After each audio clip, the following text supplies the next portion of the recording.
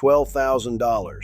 That's the number hand-lettered on a scrap of cardboard propped in the windshield of a 34-foot cabin cruiser I walked past last month, tied up in a side slip with the canvas gone green. $12,000. For a boat you can sleep 4 aboard, cook a hot meal on, and run all summer long. And nobody standing on that dock will say the quiet part out loud.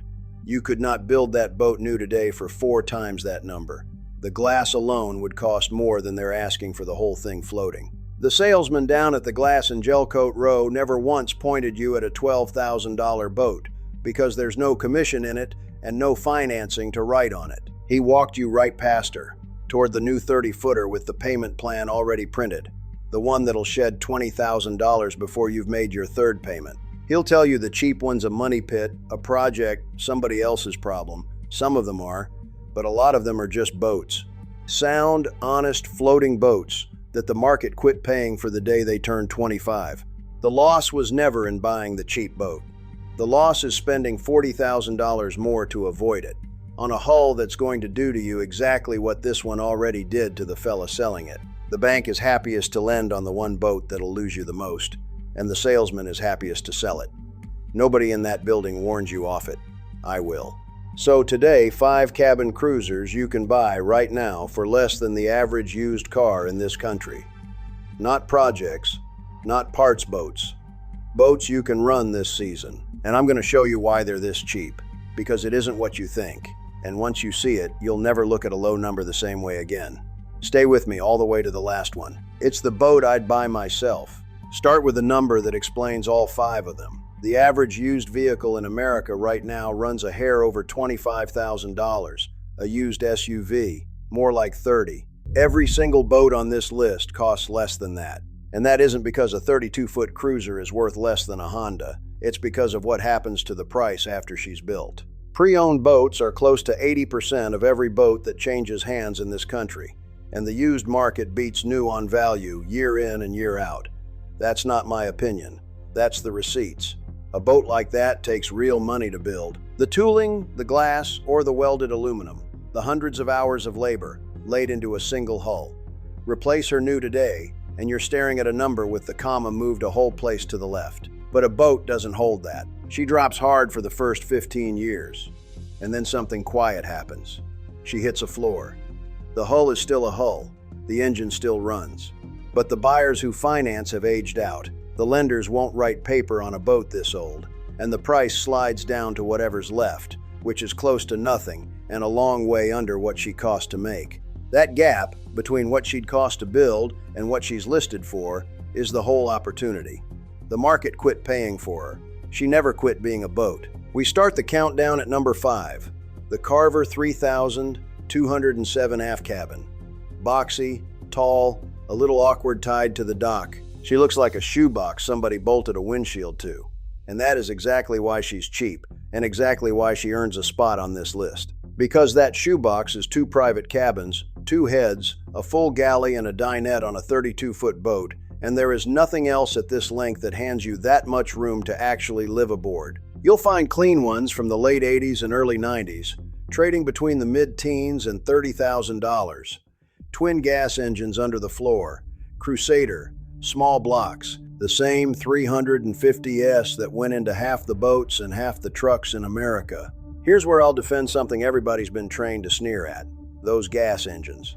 The forums will tell you gas is a demerit, that you want diesel or you want nothing. On a boat you'll run 100 hours a summer, that thinking is backwards. A Marine 350 is a small block Chevy. Parts at any auto store in any town, a mechanic on every corner who's rebuilt 100 of them, a whole engine you can replace for a few $1,000s instead of the 20 a diesel repower runs. For the weekend cruiser, that gas twin is a gift. Cheap to buy, cheap to fix, and near impossible to strand you. The Carver's boxy and she's thirsty up on plane. She's also the most house you'll ever buy for the price of a used compact car. Bring the fuel budget with both eyes open, and she'll never once let you down. Number 4, the Chris Craft 350 Catalina. A double cabin from the 80s, and one of the most built cruisers Chris Craft ever put in the water. 13-foot beam, 6'4" headroom, an island berth in the aft cabin, and I am not making this up. a bathtub in some of them. It's a floating one-bedroom apartment, and clean ones change hands between $10,000 and $35,000. Twin gas Crusaders, cruising along in the mid-teens. And the Chris Craft badge does something the price tag never shows you. It's a name people still know, which means the day you go to sell her, there's a buyer who trusts that badge, and every year you own her, there's a deep bench of parts and a whole community that's kept these boats running for 40 years. The catch is the same catch on every double cabin ever built. All that room up top and those flat decks let water find its way in at the teak and the fittings.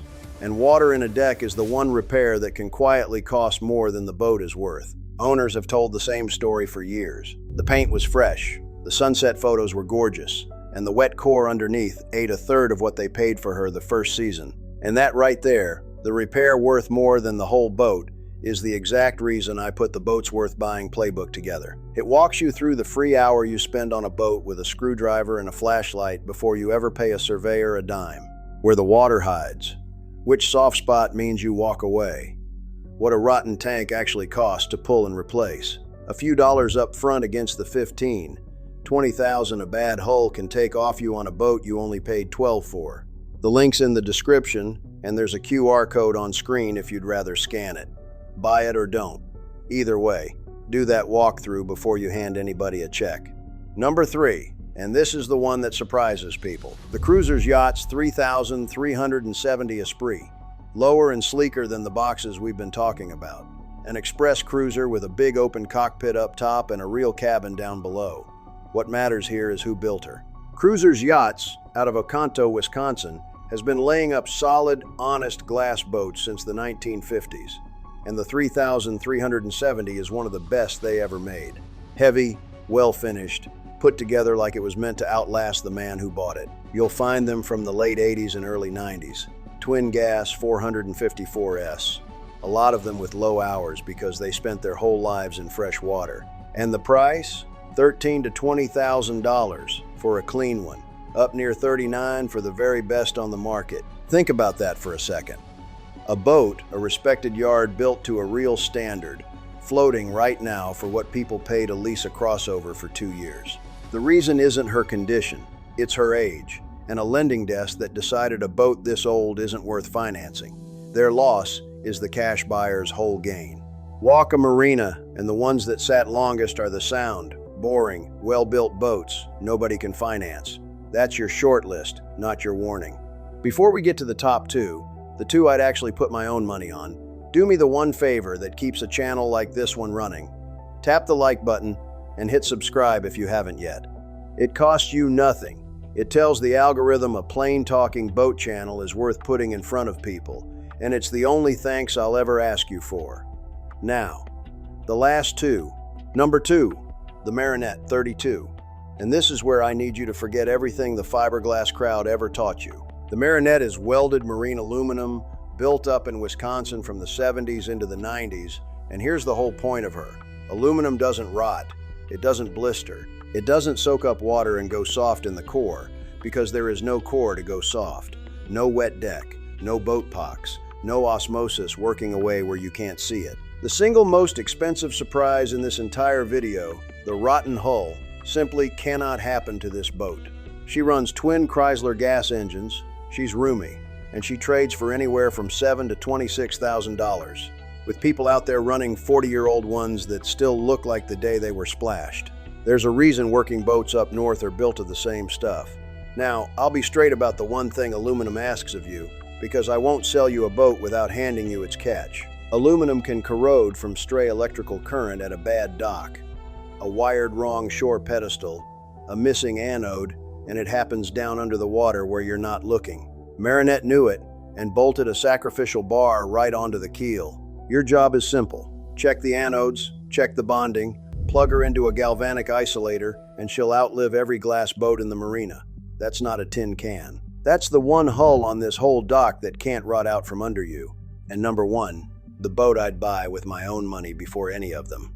The Mainship 34, the Mark III. Where the other 4 all run gas, this one runs a single diesel, usually a Perkins, and that one difference rewrites the whole math of owning her. She'll loaf along at 8 knots, burning under 3 gallons an hour, not 15. under 3. One engine to service instead of 2, mechanical and simple. The kind of diesel a regular fella keeps alive with a fresh filter and clean oil on a Saturday morning. The Mainship 34 is one of the most built small cruisers in American history, which means parts everywhere, knowledge everywhere, and a community that's forgotten more about these boats than any dealer ever knew. People run the Great Loop in them, 6,000 miles around the eastern half of the country, on that one little diesel, and the runners start around $11,000. A clean, sorted one with a good survey behind it might run you into the 20s or the low 30s, still under the price of that used SUV, and it'll cost you a third of what a twin-gas boat burns to go the very same distance. A well-kept, honest boat like this barely moves in value after you buy her, 3 or 4% a year, so the money you put in mostly stays put. Cheapest to buy, cheapest to keep, and the last boat on this dock you'll ever want to sell. If it's my money, it's that Mainship. Every time. The single diesel and the fuel bill settle it before we even talk about anything else. But if you've got a family that wants room over range, and you know in your heart you'll only ever run her on weekends, I'd point you straight at the Marinette instead. Buy the aluminum one, sort out the anodes, and stop worrying about your hull for the rest of your life. Both of those are more boat than most folks ever expect to own, for the price of a car they'd have driven straight into the ground anyway. The cheap boat on the back row was never the risky one. The risky one was the shiny boat with the payment book, the one built to be financed instead of owned. These 5 were built to be owned. Somebody just forgot to keep charging you for them. Go find the one with your name on her, and do the math before anybody hurries you off that dock.